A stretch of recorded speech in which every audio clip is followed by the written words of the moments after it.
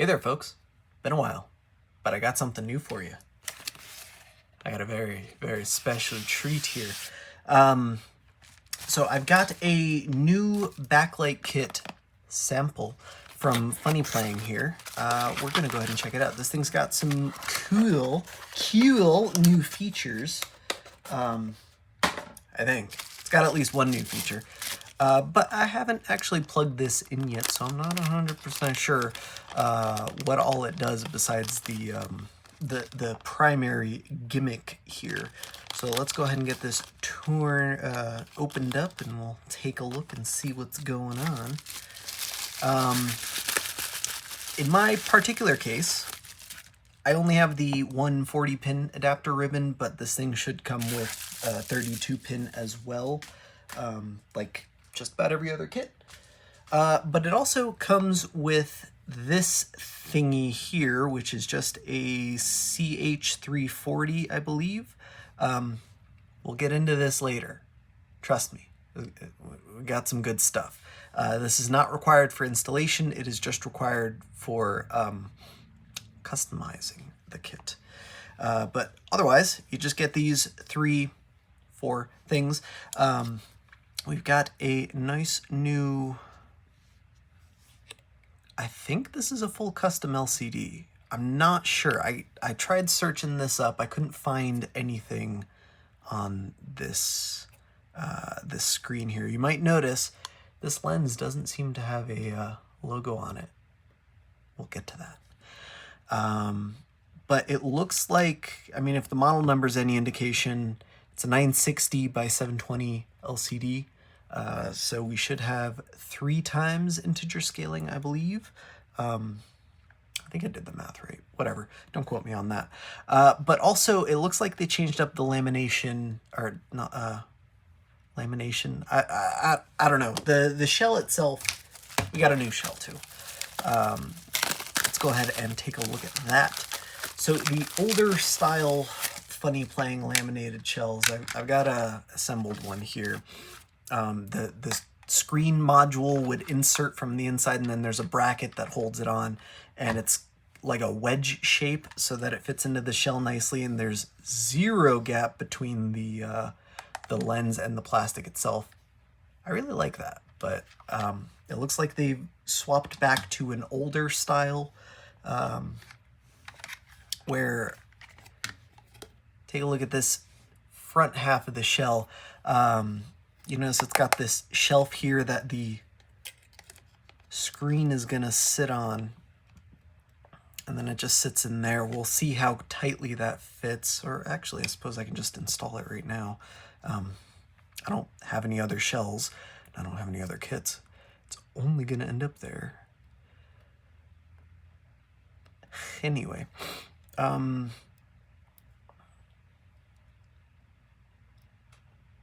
maybe this was silly. Nah, we'll get it. We'll get it. We'll be good. I'm getting tweezers though.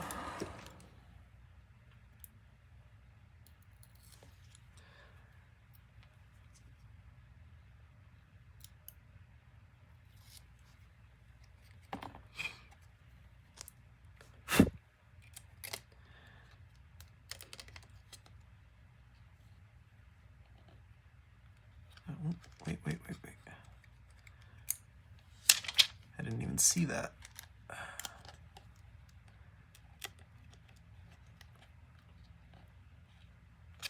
Well, that's very tight. Well, my initial fear, let me get this pressed down without getting my fingerprints all over it. My initial fear was that there would be, well, I already mentioned, I like how there's 0 gap between the glass and the plastic. Comes out real clean. You got the exact same thing here, except there's also a little bit of a chamfer on the plastic surrounding the screen, so that, because the glass is actually just ever so slightly recessed. I was just about to say, it looks like about 1 millimeter, but you know, I'll be damned if I don't have the exact tool necessary to find out.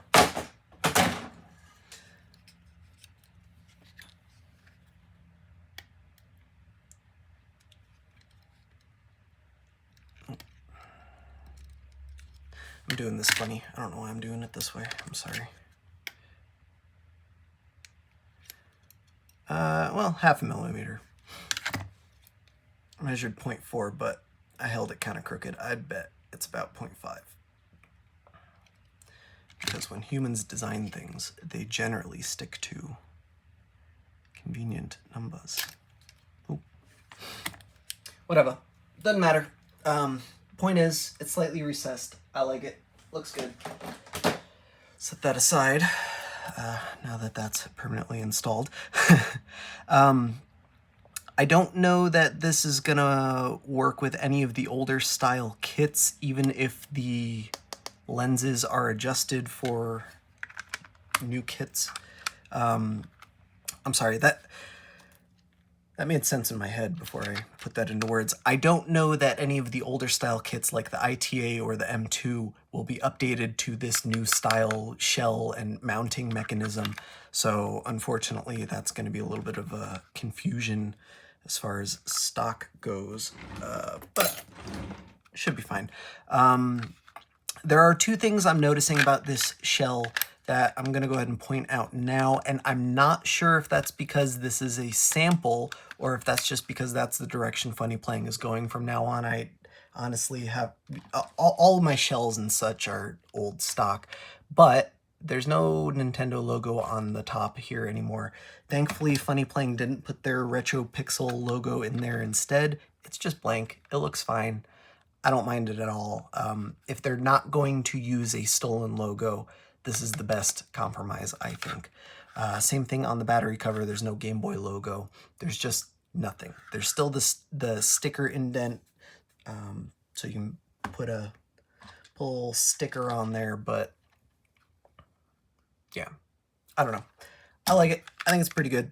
But anyway, let's go ahead and move on to the kit. I have no idea the orientation of the parts here. I'm fairly certain goes this way. There's no instructions or anything posted yet, but they've swapped over to a slightly newer style, a different style electronic setup on these things. So we've got the power regulator here. I have no idea what that is. That might be a backlight driver.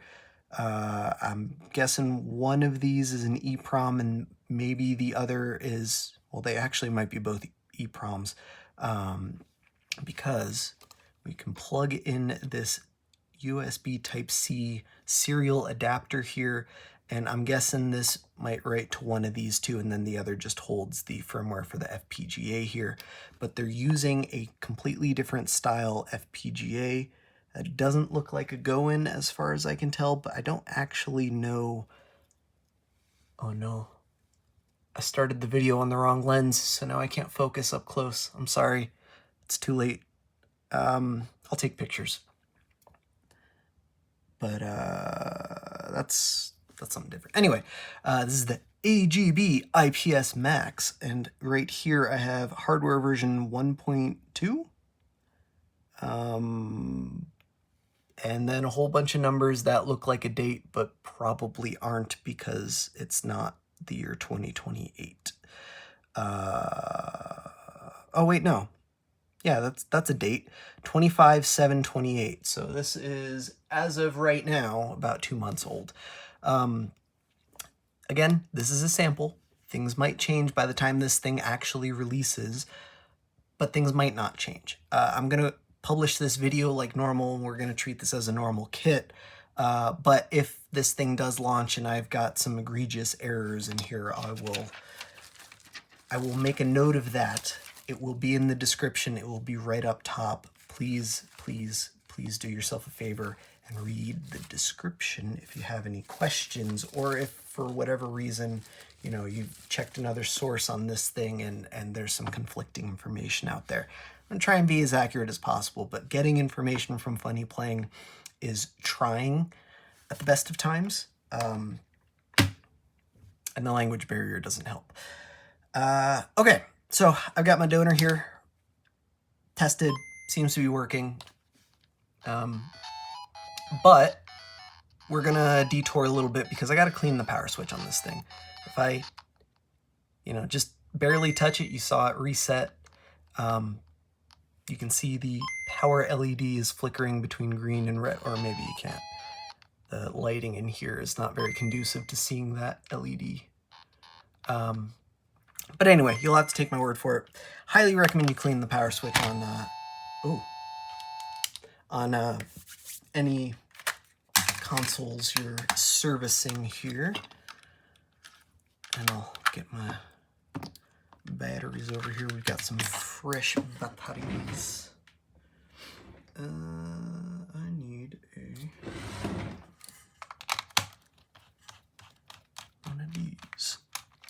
I intend on skipping some or most of the tests I usually do on these things.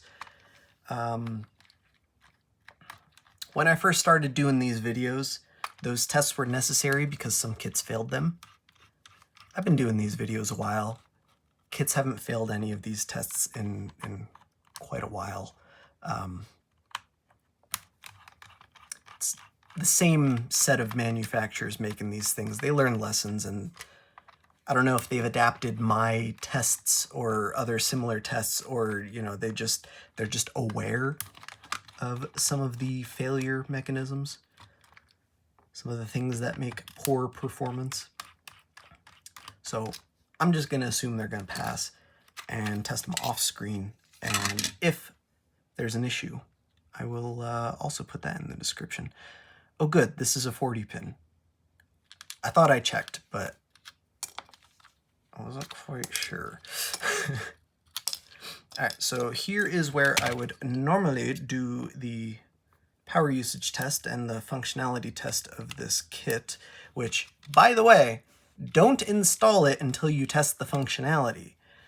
Do as I say, not as I do. I installed it because I can't return this thing if I wanted to. All right. Oh, that is super gross. We're going to see that in a clear shell.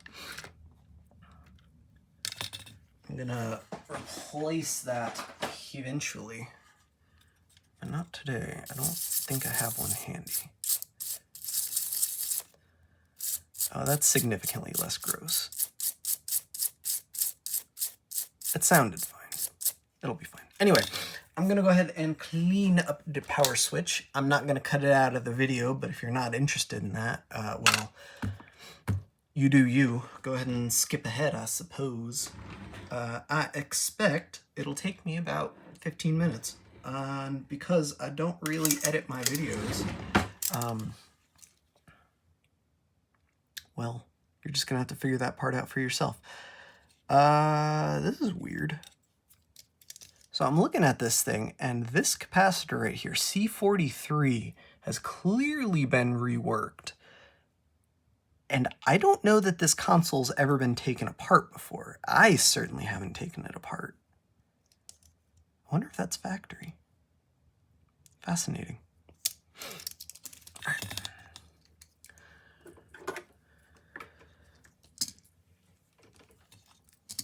So I am going to open up this switch. I haven't done this in a while. Hopefully I don't embarrass myself live on a pre-recorded video. But I'm just gonna slide my knife in here.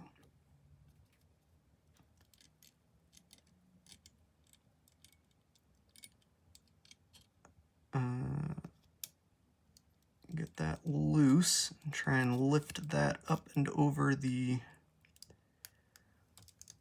latches.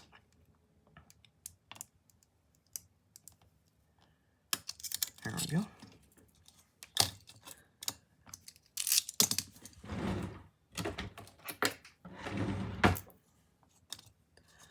And we're going to do the other side. Be careful of resistor 13 right next to the power switch.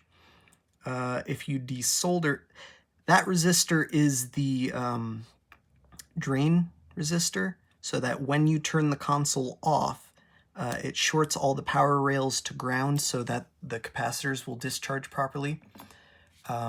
the power supply in this thing is designed to come up in a specific order, and if that does not happen, it goes into safety and shuts down. So without that resistor to drain all of the capacitors, it means if you turn the console off, you have to wait for the capacitors to drain normally before you can turn it back on. It's really not that big of an issue, but it does mean if you turn the console off and swap games, you might have to wait, 40 seconds or so before it'll start back up. And I'm gonna go ahead and clean up this power switch. This is a common issue in Game Boys and probably electronics in general from this era, but the entire current for the system is passed through this power switch, which it was the style at the time, but it's kind of dumb because every time you switch it, there's a little arc flash inside the switch that deposits carbon on the contacts themselves. And apologies for that noise. I'm enjoying it as much as you are, I promise. And with that carbon deposited on the contacts, it increases the resistance, and you can see, all the gunk coming off as I do this. With increased resistance, that makes the voltage drop across the switch, and that voltage drop means that the low power shutoff gets triggered sooner, which means you get less battery life. In the case of this specific Game Boy,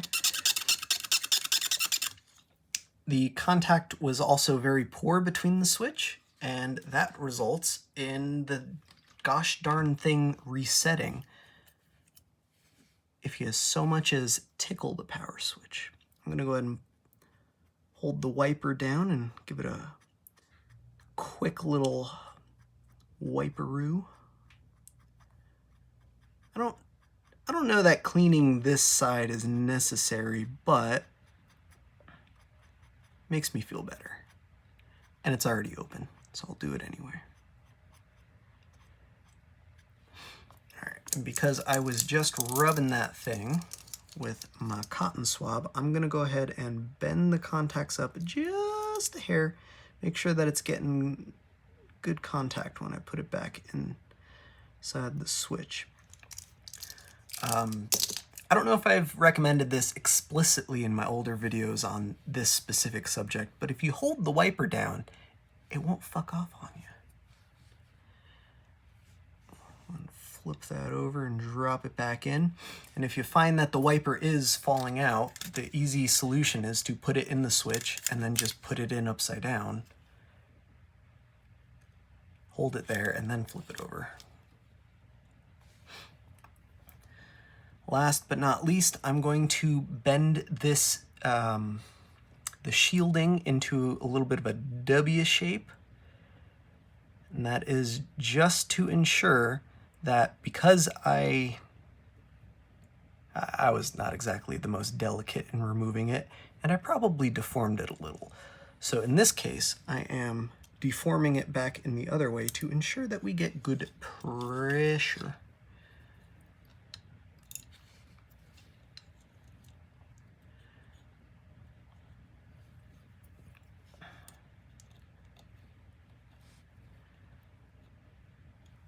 I'm gonna solder this back down one side at a time, applying pressure with my tweezers here to make sure that the shielding gets soldered back down nice and flush. One side.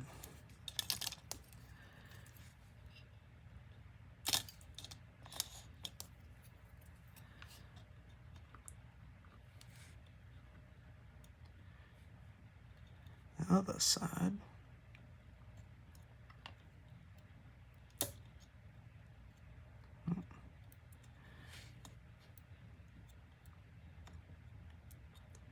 There we go.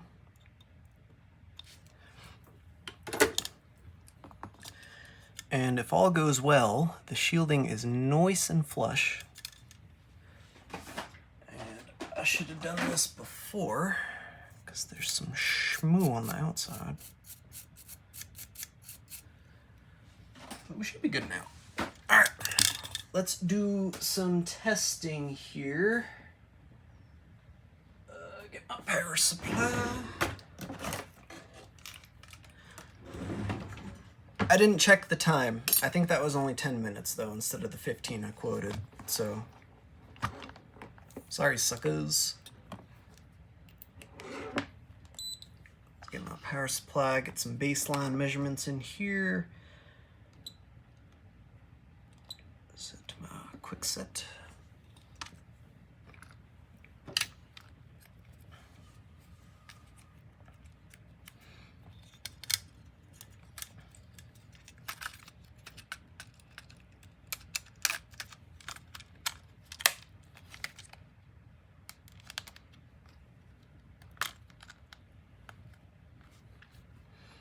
And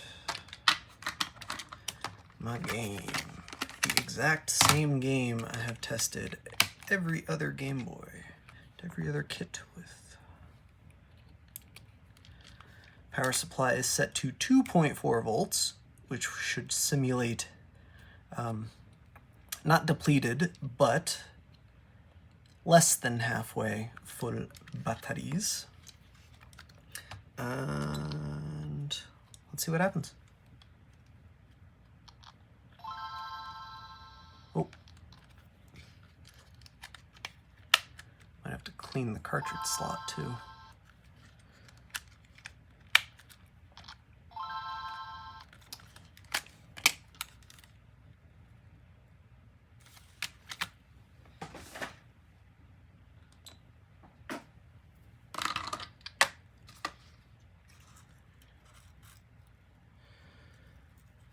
Get a little bit of that IPA on her.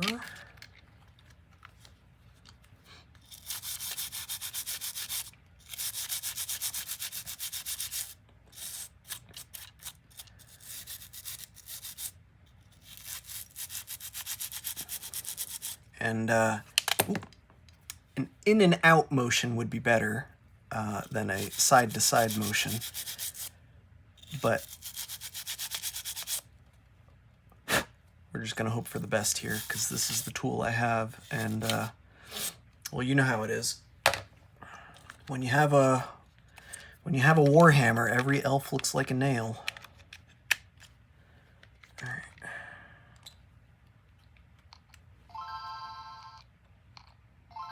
Oh, you jerk. It clearly worked. There we go.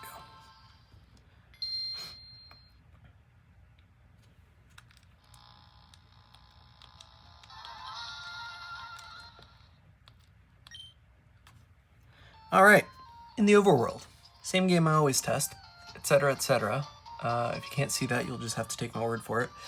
Power supply says at 2.4 volts, this console is pulling 120 to 124 milliamps, which little higher than normal, but not too much out of expectations here. And now, oh. Well, you see I jiggle the power switch, you can see the LED's flickering. And it just reset. But we'll have to see how it behaves when I've got an actual plastic switch over that thing. It's probably fine. But it also probably could be better. Let's get that out of there. And let's see, I bet this goes like this. Pins Dune on the screen side. And I like that. There's a little cutout in the plastic and it just sits there, and the motherboard itself is flush with the plastic. That's clean. I like it. It's fantastic. Oh, this shouldn't affect the testing, but I didn't realize how much schmutz is on the contacts for the buttons.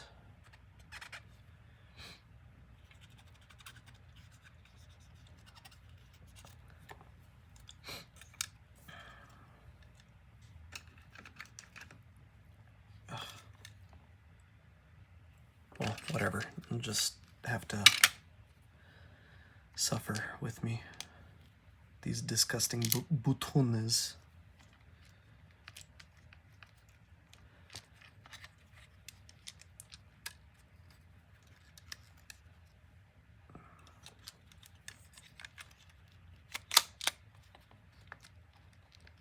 Oh, nope, that's backwards. That's definitely backwards. Okay.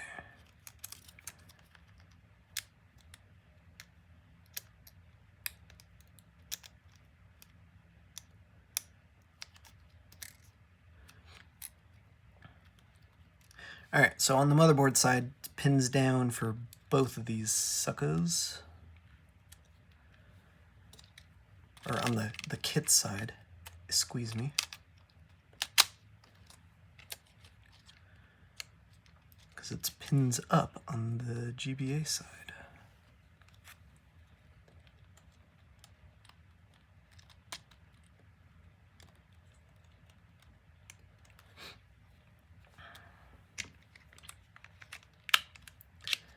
And hopefully it just works.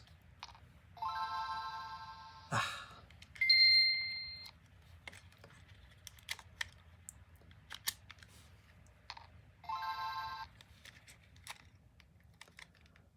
Jeezless thing. Really scraped the bottom of the barrel for my console here. Well, you can see the kit works. At the very least. There we go. Oh, come on.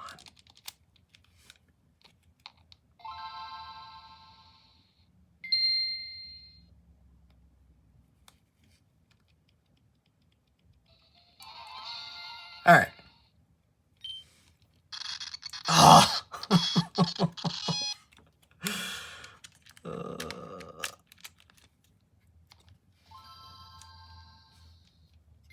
Are we good now?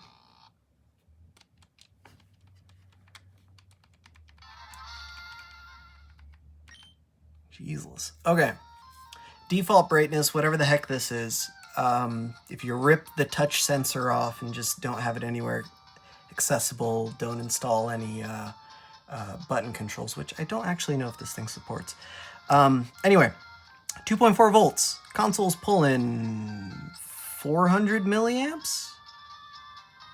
What, low of 383, high of 400? That's a lot. That's kind of gross.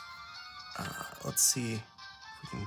Oh, that's probably lowest brightness. So let me record that number. I saw a low of 266. Nope, 263. High of 271. That's also a lot. We have 1, 2, 3, 4, 5, 6, 7, 8, 9, 10, 11. 11 levels of brightness. Interesting. 1, 2, 3, 4, 5, 6, 7, 8, 9, 10, 11. Okay, and that's what I measured first. Excellent. So we got high and low. That's a lot. That's a very big number. That means that this thing is not gonna behave very kindly with nickel metal hydride batteries. It's probably going to behave a lot better with like a lithium-ion battery kit, which I have right here. We can just try it later. Hopefully it's charged. I didn't actually check, but yeah, looks good. There's probably more features that we can get into with the touch sensor, but I don't really want to try it holding this thing together like I am. So let's take a brief detour and talk about the new feature I said I would go over. So this thing has a digital logo. It's on the kit instead of the lens. So that means, you know, if I turn out all these lights, you're still gonna see the logo because it's illuminated by the LCD. Rather, generated by the LCD.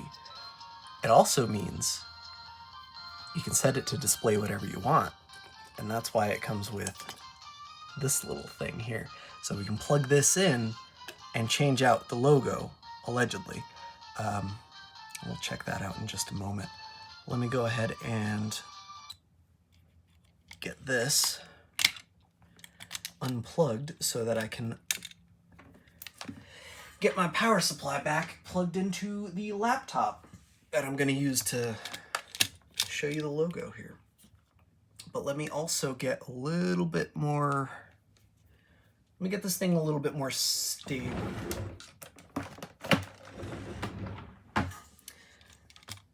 Because this feels kind of gross, and I don't really like it.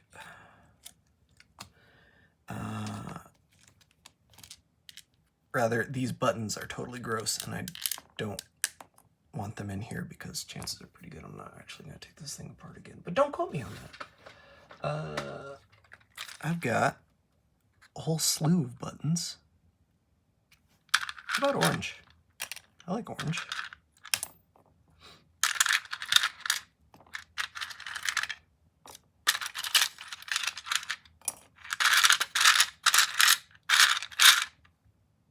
Where's my A and B?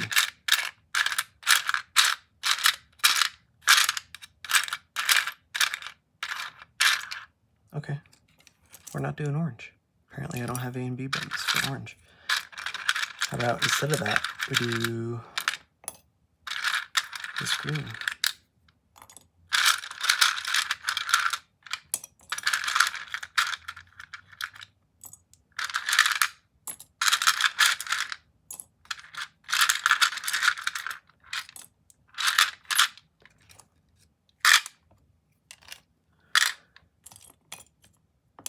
Yeah, that looks great.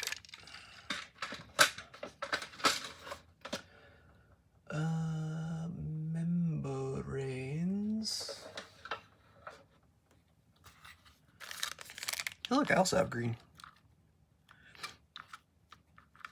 How about, here's where we use the orange. Oh, but my start and select's gonna look funny. Yeah, whatever, maybe it'll be fine. Or I can use the green. Nah. We'll figure it out. It's gonna be okay.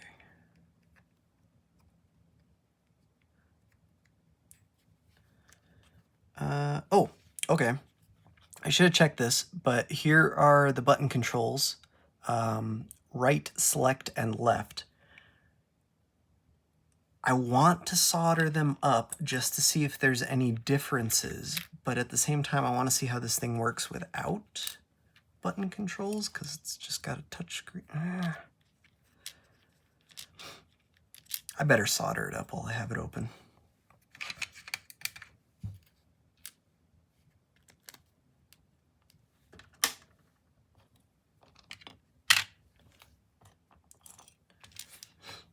All right, here is another do as I say, not as I do.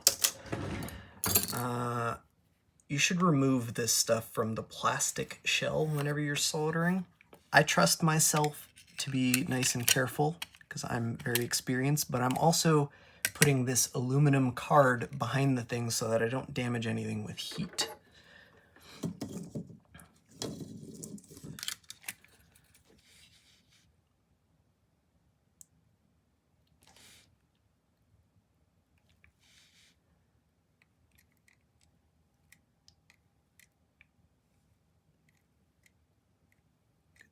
Tinned.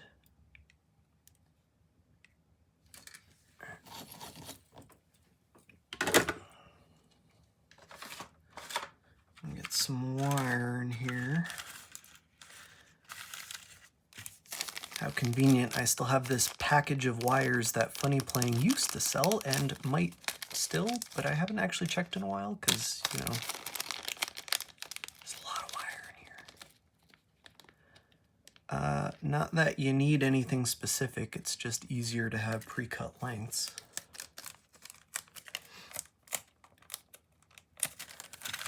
Literally, I know someone's gonna ask. I know. Literally any wire should work. The smaller the gauge, the easier to work with. But it really doesn't matter.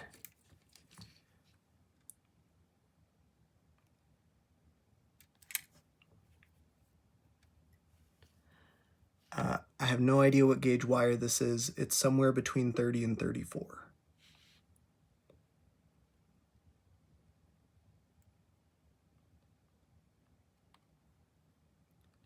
Inclusive.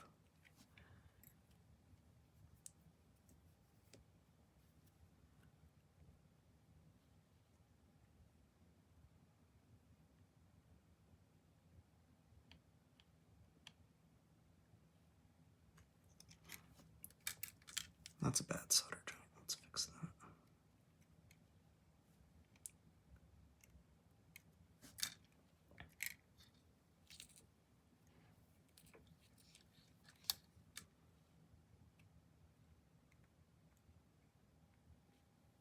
That's a better solder joint.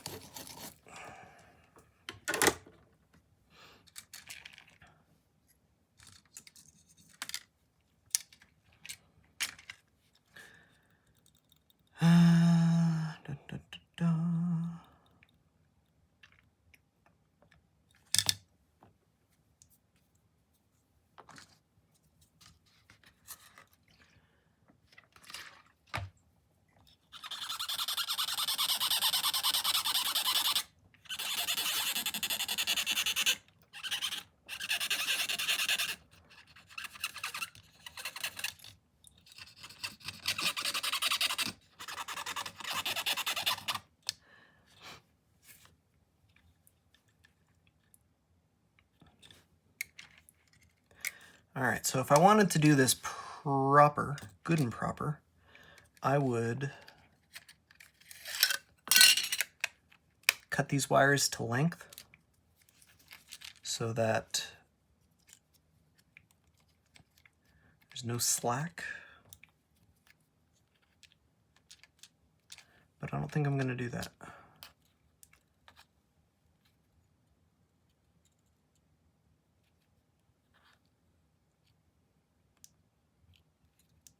All right, so that's right. Let's nope, that's select or start, and that's left.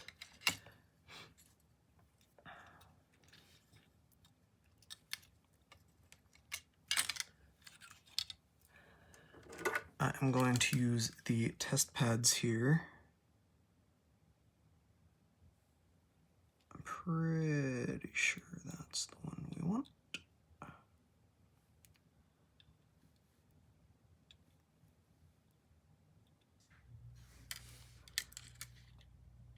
TP8, TP9.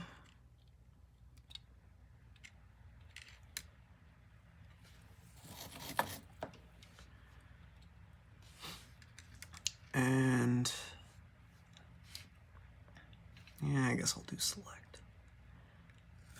I like doing start better on the GBA just because the test pad is underneath. Otherwise, left. We gotta swap these.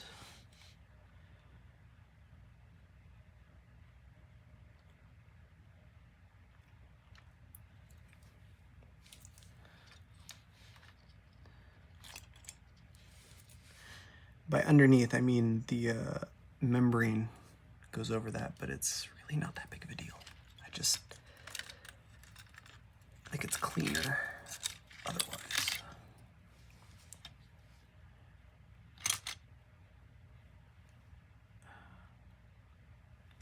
Easy peasy.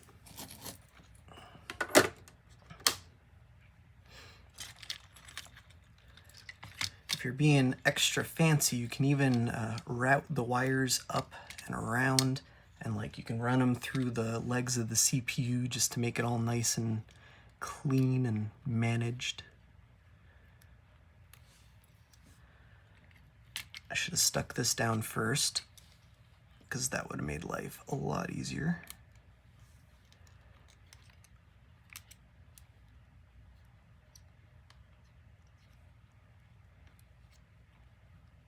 It's a clear shell. I'm trying to make sure it actually goes down aligned.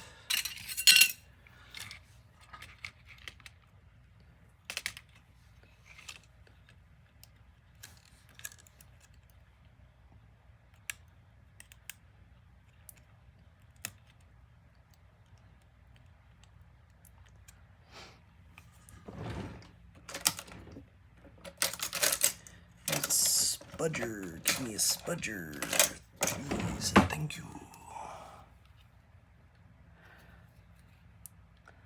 Apologize if you can't see what I'm doing, but I'm just getting it lined up with the tweezers and then using the spudger to spudge it into place.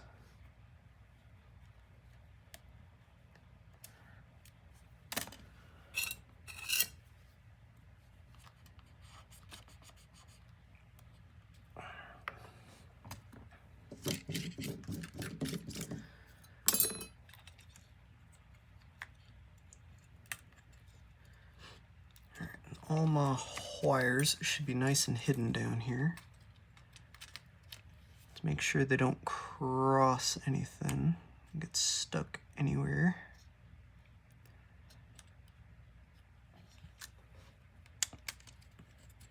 And I think 2 of them are. So let's do a dry fit and see what happens.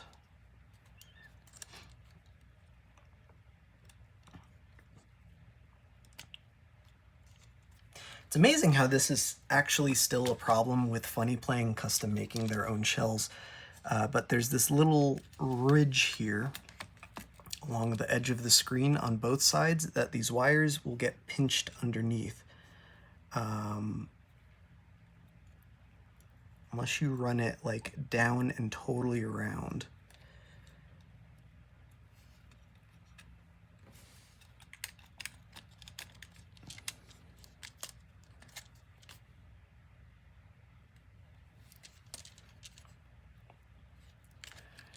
That one looks good. That one looks good. There is actually a cutout, but it's not where the wire wants to go. It is much lower.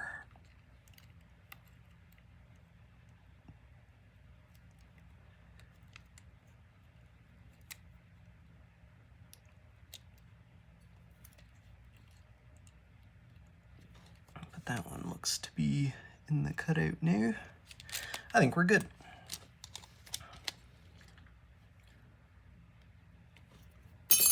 Cool.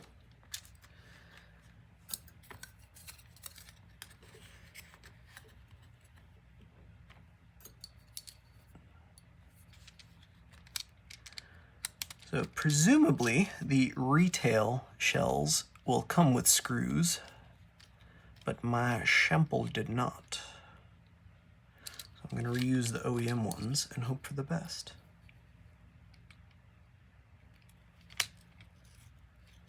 It should be fine, but in some cases, the shell screw posts are just a hair shorter than the OEM ones, and if you tighten the screw too much, they'll leave a little dimple on the front, but that is not a concern with the motherboard screws at the very least.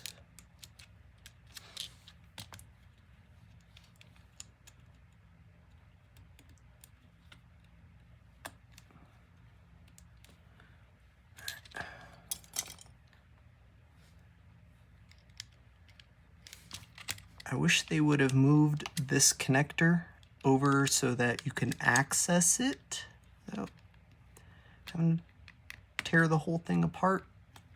It's close enough that I was able to kind of jam it in there, but I feel like it could be in a slightly better spot.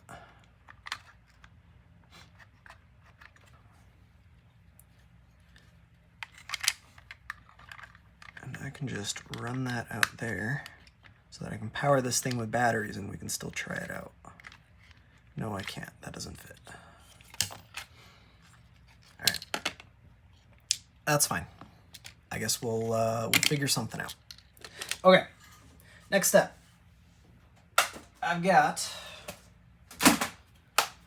99 problems. I've got a computer here older, but whatever, good enough. Still works fine for the next few months at the very least. Funnyplaying has this logo tool. Good Lord. I'm a little apprehensive because it requires admin, and I really don't think it should, but whatever. Here we are. If this was done the way I think it should be done, you would just be able to plug this thing in and like drag and drop over a new bitmap file instead of having to use this uploader. But hey, Funnyplaying does what Funnyplaying does. This specific computer's got Windows 10 on it, and I did have to install a driver for this thing. Let's get that in there. But now that the driver's already installed, it just kind of works, and you hit the refresh button and it just finds the COM port. But if we go into the device manager, for what it's worth, I tried this on Windows 11 as well, and I didn't have to get a driver for this thing, it just worked. But I also, I've plugged in serial devices before to that computer, so it might have just already had it from something, whereas this is a fresh install that I set up literally for this. So it's a USB serial CH340. I got the driver from SparkFun. I'll throw a link in the description there, but the file was ch341ser.exe. When I tried installing it, it gave me an error, but it worked anyway. So I didn't need to do anything else. But let's get that. We've got the COM port selected. I have no idea what this index of logo to upload is. We'll load from file, and I'm gonna pick something that I made custom. And there are too many colors in this image, must be less than or equal to 4. I thought I had saved this as a 4-bit image, but clearly I didn't. So we're just gonna swap it out with, nope, no we're not. Oh, good Lord. How did they give it to me with this file name, if this file name is bad?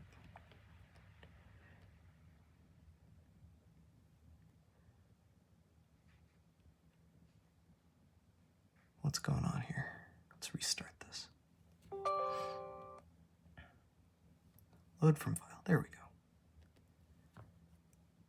go. I wager this thing's probably coming with that logo, and not the GBA one that I had before, but who knows? Funnyplaying does mysterious things sometimes. All right, so that's uploaded. I'm gonna pop that off.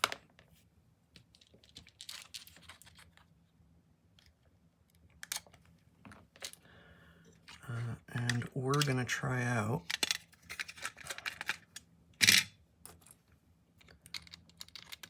I'm gonna insert a power switch. Now we're gonna try it out.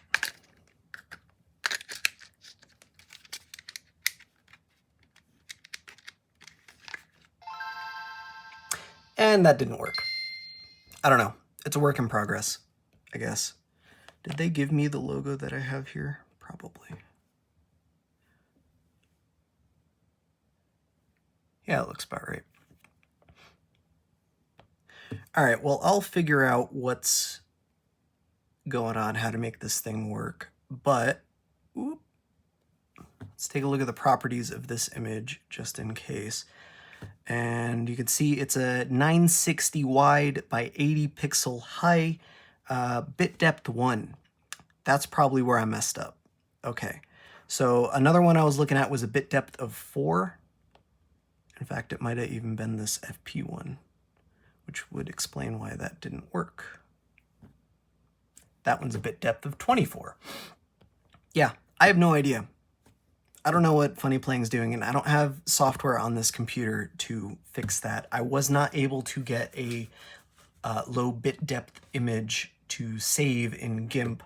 I tried paint.net, but the one that I tried was 4-bit, I think. Yeah, that one says it's 4-bit, and this is what I made, which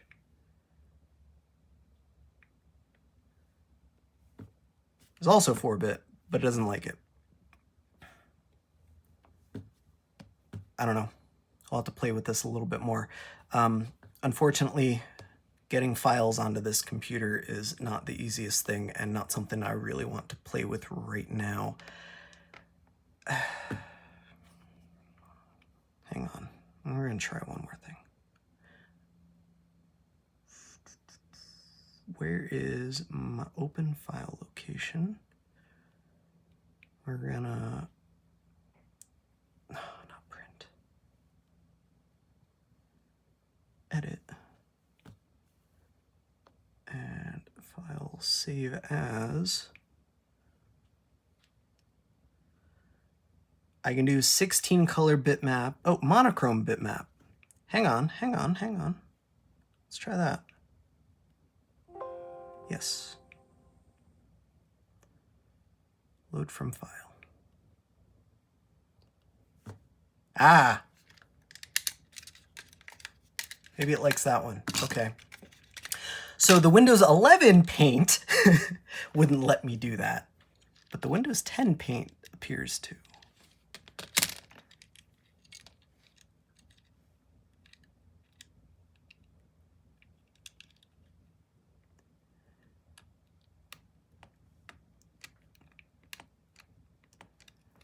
Okay.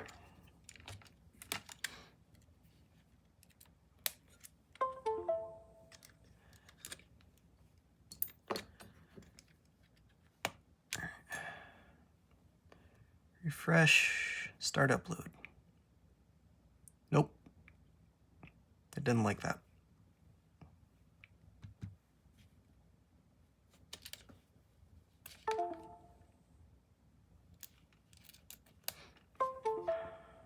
Gotta love beta software, am I right?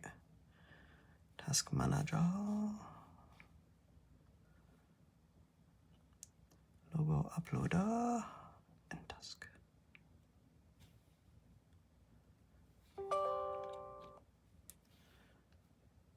Load from file. Start upload.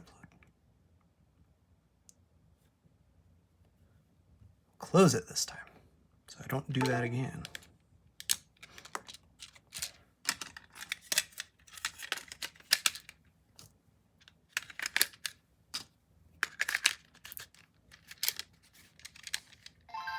Ah, still didn't change.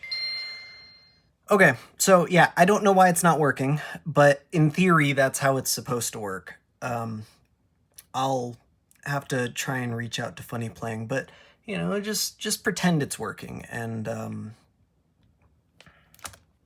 don't know. By the time this thing is actually available, it probably will work, but in the meantime, this is good enough. So let's go ahead and finish up the assembly and do a final looky-loo at all the features.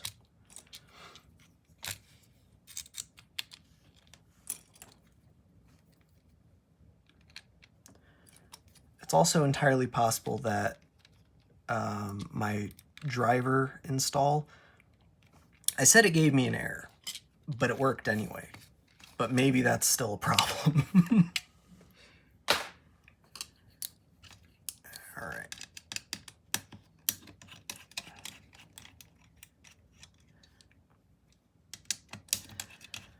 Same deal as before. If you buy one of these shells, it's probably going to come with all these bits. But my sample did not, so I got to transfer this stuff over.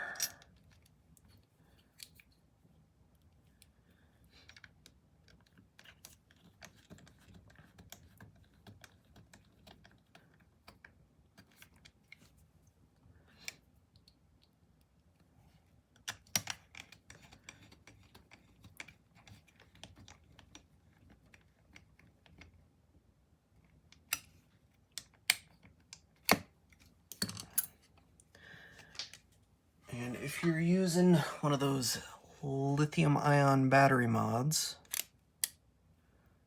this is the wrong tool to do that with. I'm gonna ruin my nice tweezers. don't install the battery spring. But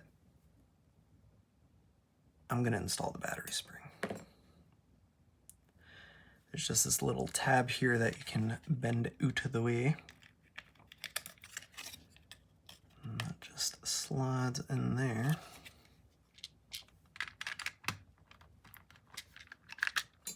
Yeah, see, if this was over to the side, you know, like 10 millimeters, you could cut a little hole in the battery compartment and then just plonk the cable in without having to pull this thing apart. 10 millimeters.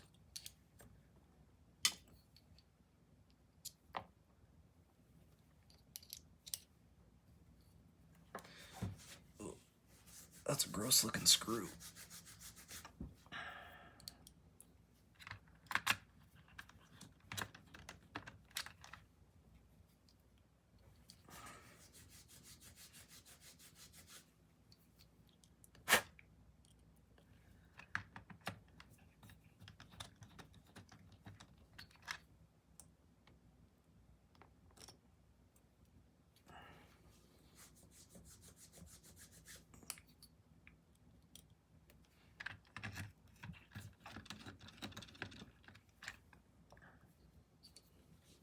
I'd say sorry for a long video, but I really am not sorry. Like, you knew the length before you even clicked this far, so if you've gotten this far and you're thinking about how this is such a long video, it's kind of on you.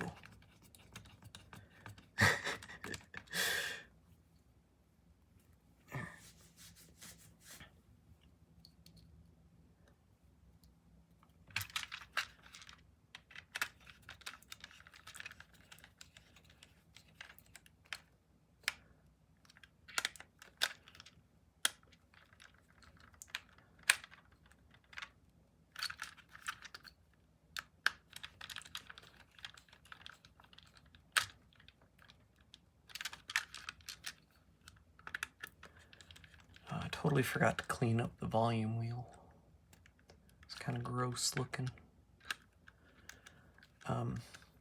Just covered in dust. I just wanted to wipe it off, but I forgot.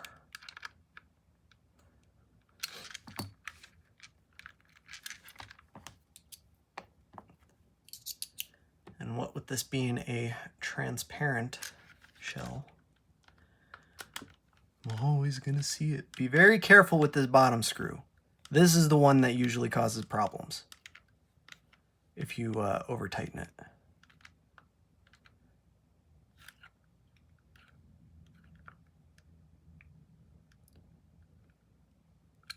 And we're good, but it like just barely fits.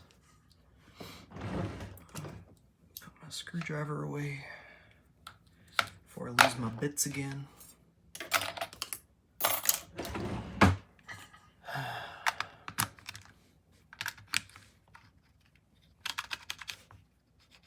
one feels really loose. It's kind of gross. I don't like it. Oh, you know what? That was totally unintentional. I didn't mean to match the batteries to the console.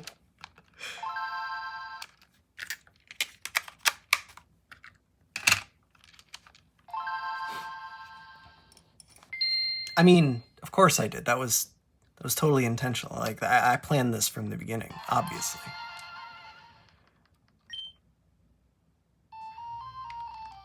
All right. I don't care, Lydia. Go away. So, quick test. I'm actually seeing a problem with this screen that I don't like, and it's it's juddering. Like, instead of just being a smooth, constant motion across as I'm running around, it's like skipping around, and that's kind of gross. Ooh.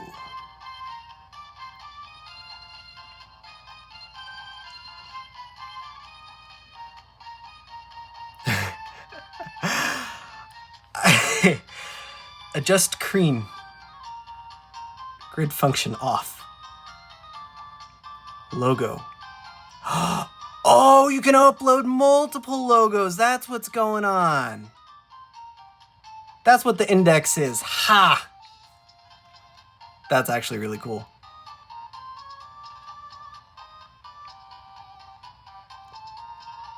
You can set the color mode.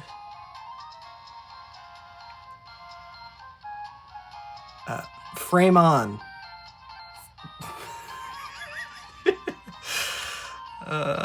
Shit. Oh. We're gonna have to investigate that with a Game Boy Color game. Save.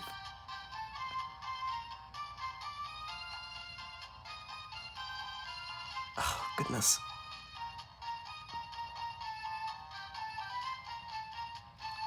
I don't know how to get to the other menu options.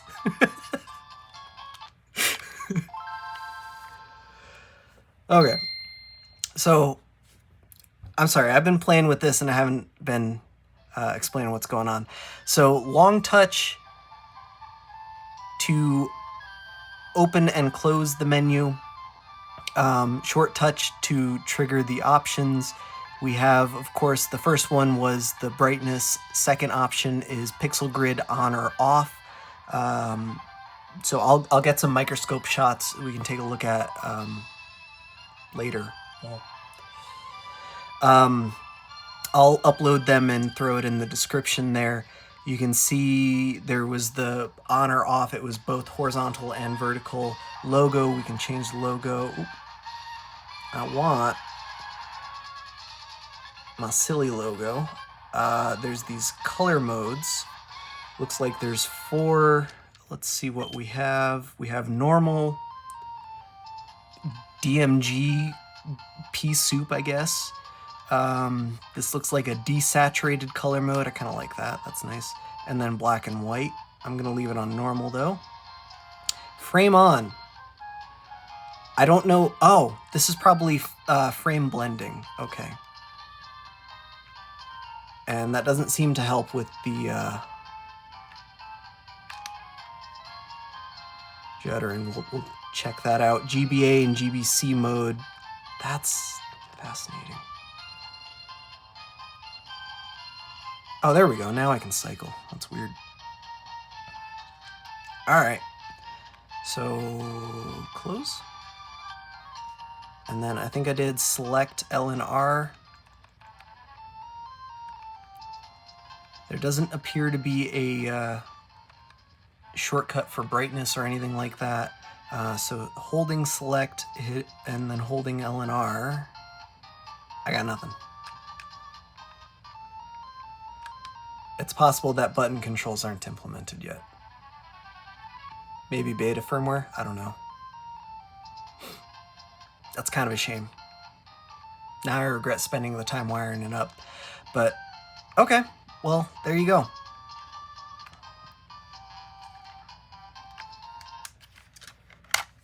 Let's try.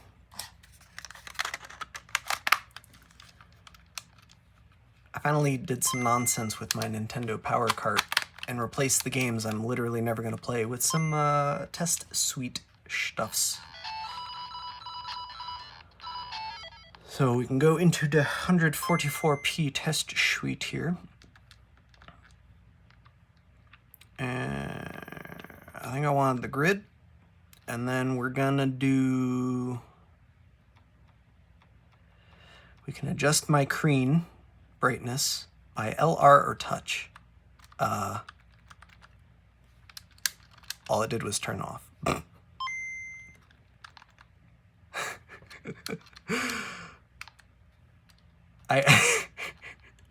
The L button makes my Game Boy turn off. Okay. Maybe a wire's pinched.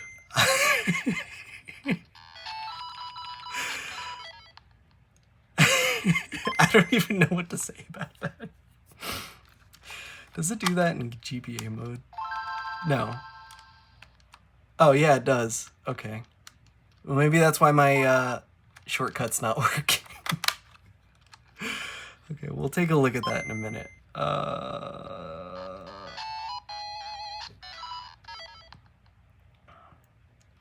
good. I don't want that. I don't want that. I don't want that. I don't want that. I want that. Oh, I see the vision now, and I like it.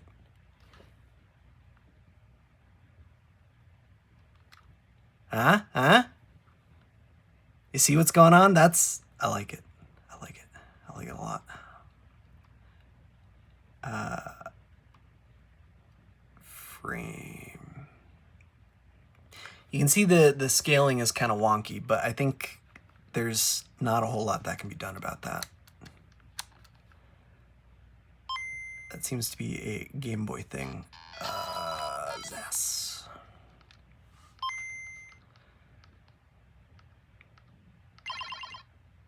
I don't know, maybe we'll count the pixels or something.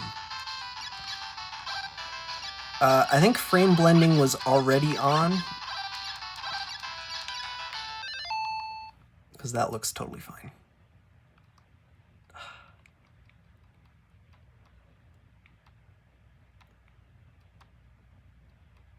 Yeah, okay. Frame blending works exactly the same way it always has. So yada yada, Game Boys can't do transparency, so they worked around that by flickering things on and off real quick. And modern screens respond a lot quicker than the original screens did. So we have frame blending here, which averages frames out so that things that are supposed to appear transparent actually appear transparent. But it does increase the response time of the screen, which could negatively affect some games. So if your game doesn't use any transparency, which ZAS is one of the biggest ones that does, but if you're not playing that, then you can probably leave it off and you'll be fine. But if you're also just not sensitive to latency, it probably doesn't matter.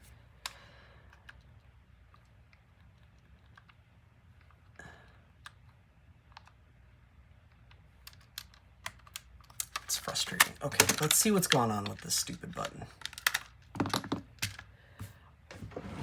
This is why you test your Game Boy before modifying it, because if there's a silly problem like pressing the L button makes the console shut down, it's always nice to know if it's something that you did or if it was something that just happened to come with the console.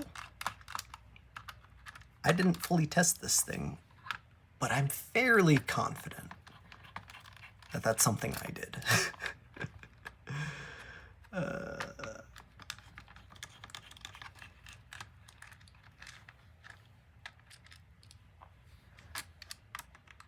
Okay, so that's pretty cool. With the logo tool, you can upload, I think it was 10 or 11, plenty.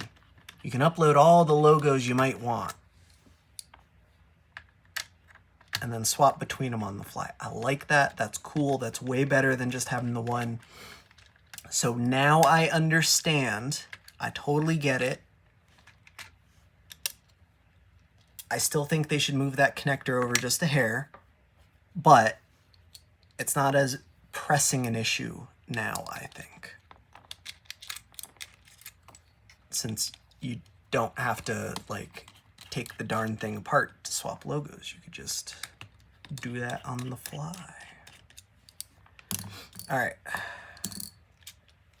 Pinched wire? Is it gonna be a pinched wire? It's a pinched wire. Who could have guessed? Yeah. I thought it was good. It clearly wasn't.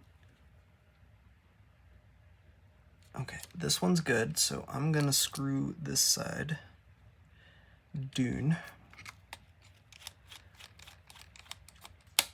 so that wire don't move, and then this side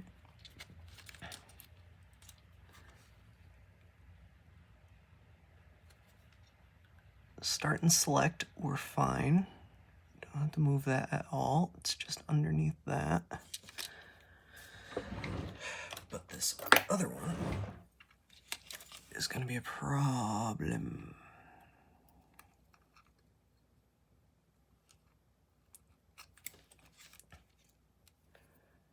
I can't, it's so tight. There's a better way to do this, and it probably involves, well, for starters, approaching it from a better angle.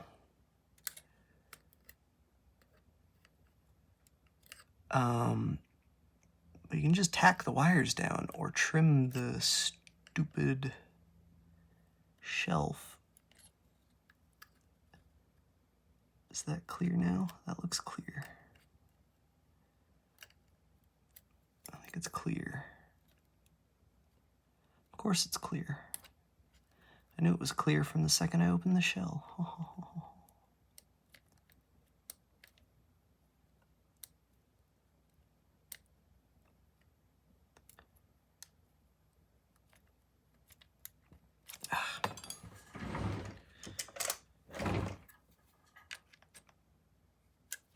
I need, like, if only I had tools at my disposal. I need something that's not sharp, but not too big, so that I can push the stupid wire.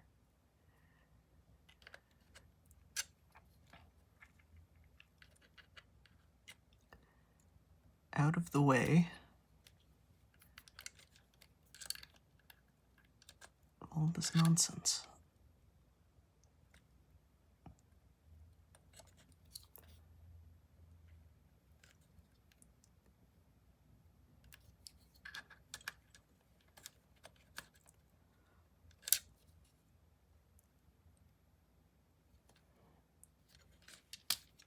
I'm gonna have to take a different approach.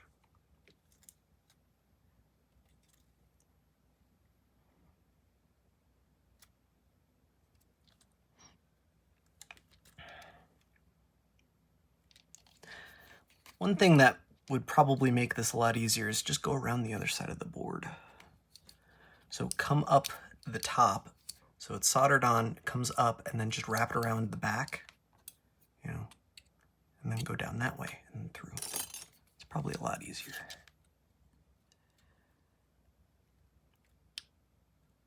But, you know what else is easy?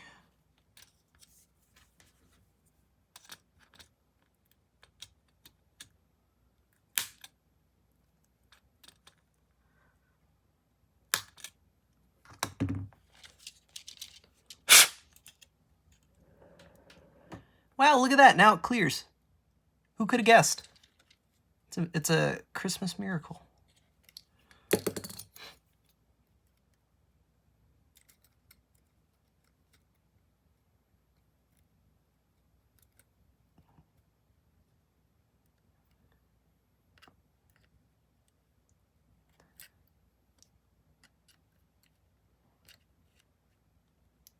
All right, so that's a right pain in the butt.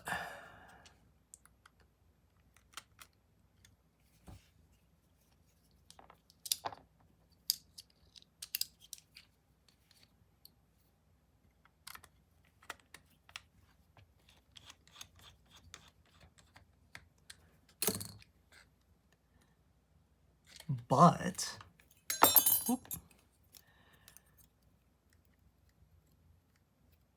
no more pinched wire, so hopefully it doesn't shut down when I hit the L button now. But now I gotta clear the other stupid screw post. Okay.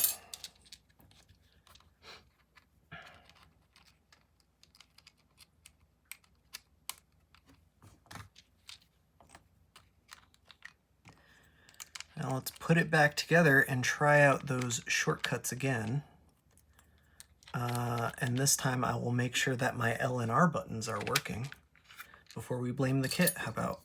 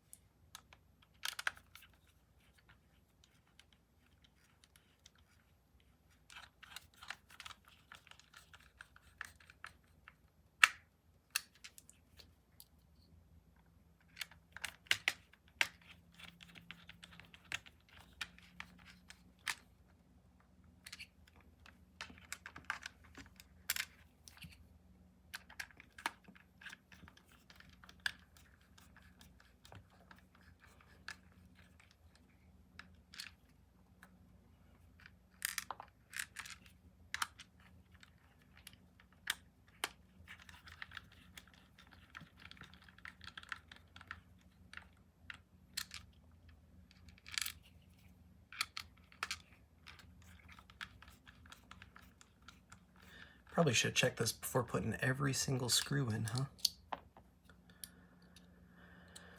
Then again, if it was pinched, I wouldn't have known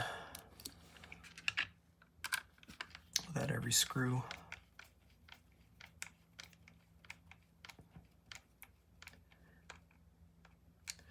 Oh well.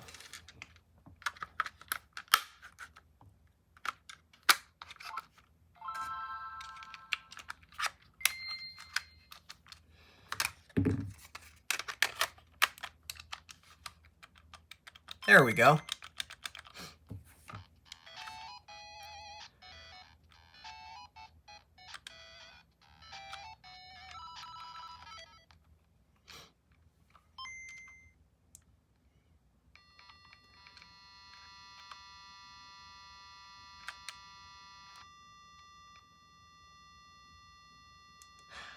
I don't know how to make the OSD appear if there's button shortcuts for the OSD.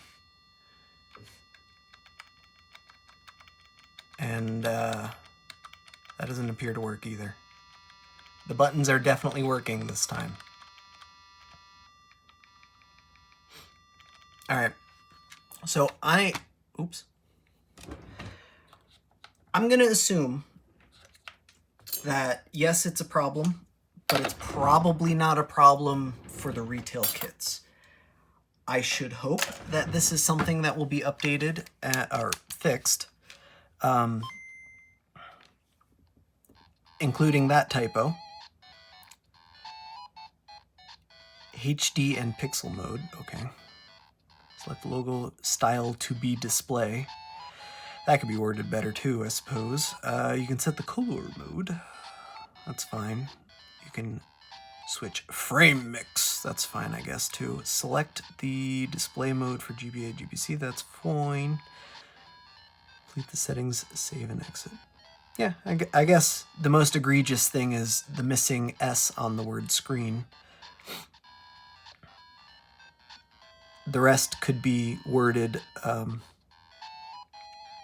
the rest is clearly worded from a translation instead of native speaker, but that's fine. The point is very obvious otherwise. I don't know. I think it's fine. I like it. Things are good.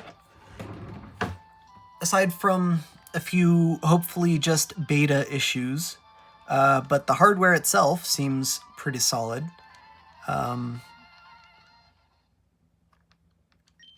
This is fun. I like this. Put silly things on our Game Boys. Oh, it does support colors. I thought one of these things had a color. Yeah, that one has red in it, so.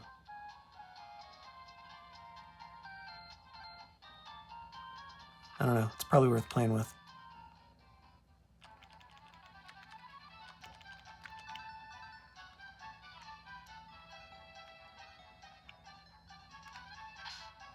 Maybe I did start and I'm just not.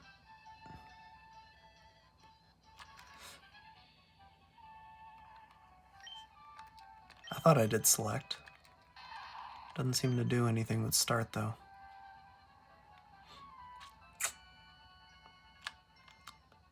That is unfortunate. Okay, well, yeah, we'll just call it a weird beta thing, and I need to clean that power switch a little bit more better. But otherwise, yeah, it's got some problems. If for whatever reason you manage to get your hands on the sample that I have with the same firmware, don't recommend. However, I suspect that Funnyplaying will fix some of these low-hanging fruits, and once they do, seems pretty good. I'm into it. Anyway, that's about all I got. Thanks to Funnyplaying for sending this to me. I got this specifically from Retro Game Repair Shop, but obviously the origin was Funnyplaying. I don't know. I'll throw some links out there. This thing is not currently available for sale anywhere as far as I can tell. So I have no idea how much it's going to be either. I'm gonna wager it's gonna be about the same price as all the other kits, maybe just a hair more because it does come with some extra hardware in the form of that serial adapter that I have somehow misplaced despite not actually going anywhere. Here it is. But then again, the bill of materials on this is like 50 cents, if that. So, I don't know. Maybe. The most expensive component here is probably this connector. I bet these things are available in bulk, dirt cheap. I know these two ICs are available in bulk, dirt cheap. Yeah, I don't know. Maybe just a hair more expensive just for the extra features, but yeah, whatever. Anyway, rambling. I will try and update the description with updates as I receive them. The firmware on these kits is not updatable. The USB-C port is only for the logo. It's not for video out, it's not for updating the firmware, it's not for anything else. It's only for the logo. So, this kit is buggy. That sucks. The only way to fix that is to get another kit, for me at least. I know that if I had the USB blaster or whatever the hell tool is used for updating the FPGAs on these things, and if I were to get the firmware somehow, I could technically update it. But Funnyplaying does not provide that. So in my case, to fix this, I'd need to get a new kit. But it's a sample. This is what happens with samples. This is why we test things. But anyway, like I said, updates in the description as I get them. I will probably do a new video when I get the retail kit if there are any significant changes, though I don't expect there to be other than a few fixes to the firmware itself. Hopefully they can fix that weird juddering issue. But beyond that, like, it's fine. It's a little power hungry, which is kind of gross, but if you're using one of those lithium ion battery kits, it probably works fine. And you know, you just charge the thing after you're done playing it. It'll still probably get at least 4 hours out of that thing. And I don't know about you guys, but I don't play this sort of thing in that time length increment. So it's good enough. It could be better, but it's good enough. And if you're a real stickler for battery life, there are better options anyway. Like, that's a bad example. Hopefully these things are charged enough.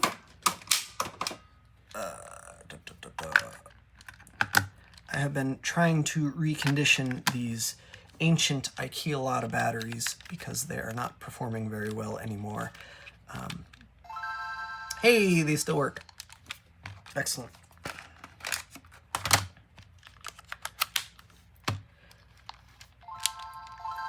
If you really care about battery life, track down one of these screens. It'll get the best battery life out of anything. But as you can see, you know, side to side, there is a very significant difference between the quality of these displays. This is an original AGS 101 display shoved into a Game Boy Advance. This is as bright as they get unless you install other options. And there are no features. There's nothing. There's no adjustable brightness. There's no pixel grid. Well, I mean, I guess it technically has a pixel grid, just because that's how it. It's an old screen. That's how they were made. Obviously, it's very dark. The viewing angles are atrocious. But this thing will get like 20 hours out of a pair of batteries, whereas this will get like 4. So if that's what's important to you, that's your option. Yeah, I don't really want to sit here and compare these side to side because these are not very popular for a reason. And this looks fantastic. The viewing angles are rock solid, and it's laminated, so there's no risk of dust ingress. Glass lens, yeah, Good stuff. Do recommend. Thanks for watching. Check the description. Catch you all next time. Ooh. And I do have another sample here that hopefully I'll be able to get to in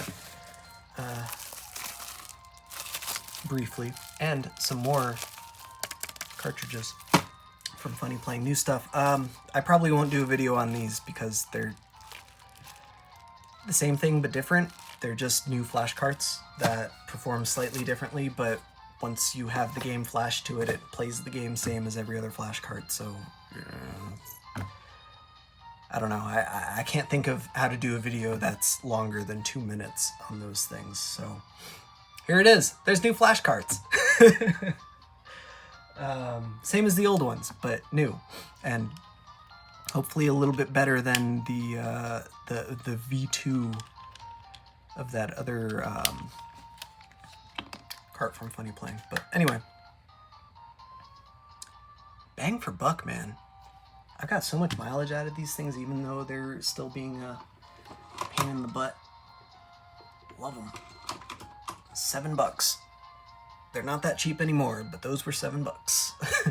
Or I guess those were 3.5 because it was a 4-pack. Anyway, I'm done rambling. Catch you all next time.